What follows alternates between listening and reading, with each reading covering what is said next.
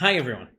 I've spent about 10 years of my life living in APAC, so I am so glad to be here with you today with the CX Network Live APAC, even though it's virtual. It feels really good.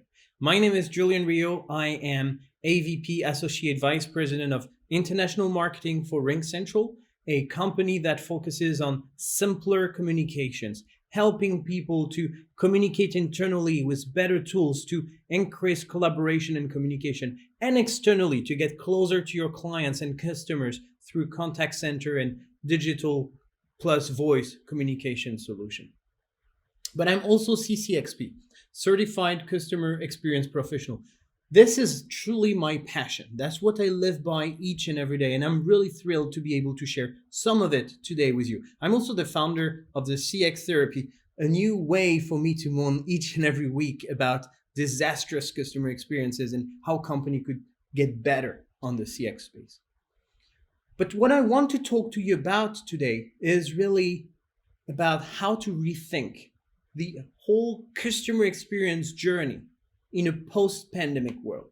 Because you probably noticed for the past 2 years, we've lived in a slightly different world. A lot of things have changed. The way we consume products, the way we search for products, the way we engage with companies have changed. The way companies behave, the way we treat employees, the way we manage workforces has changed. All of this has an impact on how we do business. And it has to have an impact on customer experience and what we do about it. That's precisely what we're going to be talking about today. And I'm going to try to give you as many specific insights as possible. But as we start, I'd like to throw a few numbers there to give some context. The first number is 80%. 80% of customers are saying that they consider the customer experience to be as important as the product itself. There's nothing really new here. I remember hearing Gartner talking about this in their prediction many years ago.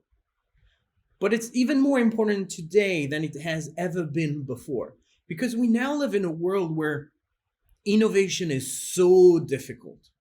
It's incredibly difficult to come up with something new and not have competitors doing something similar or innovating even faster than you. Products tend to be very similar.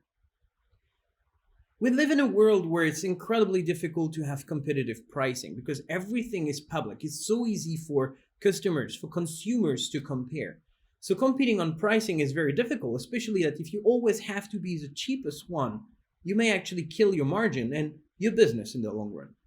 So if you can't compete on products and you can't really compete on pricing, the only thing that remains that allows you to be competitive is customer experience. That is what most companies today focus on because they understand how impactful it is for their customers. Actually, that's exactly what the second statistic is telling us about. 91% of customers that do repeat purchases with a company do so because they said they had positive customer experiences. And we understand that. First time buyers, if you don't have a good experience with a company, you may not come back anymore. And here we really talk about the whole CX package. It's not just customer service. It's the quality of the product and its packaging. It is how easy it is to find the website, to find the right information, to make the purchase, whether online or physically, to get delivery, to enjoy the product itself, to understand it, how intuitive is this, to get in touch with the company. It's the entire CX journey that we are talking about that truly matters for consumers today. And for any business that does not want to focus on one-time purchase, but actually build long-term relationship with repeat purchase with their customers, 91% is a pretty big number. It is incredibly important to build a system where you provide positive customer experiences. Now, the last statistic there, 47, is very Australian-centric. This is the Australian population saying that 47% of them rank smartphone as the number one device they wish to use to make purchases. And not just purchases, but really to engage with companies. Managing the delivery, tracking it, giving feedback, looking at after-sales service. The entire customer experience happens on mobile. Why is that important? because we're going to be talking about the pandemic quite a little bit in that presentation. But even before the pandemic, things got more and more digital. The pandemic just accelerated a lot of that.